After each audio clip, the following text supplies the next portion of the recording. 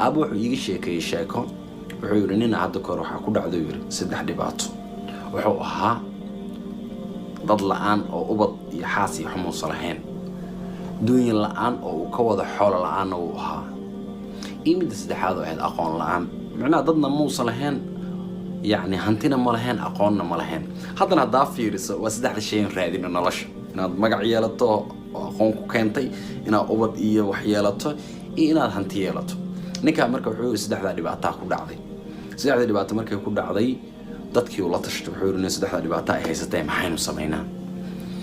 waxa la yiri waxa jira sheekh saddex mas'alo oo hadii aad u tagto tiraano dhibaatadaas ay saddex dhibaato ay haysato saddex jawaab oo ku siinaa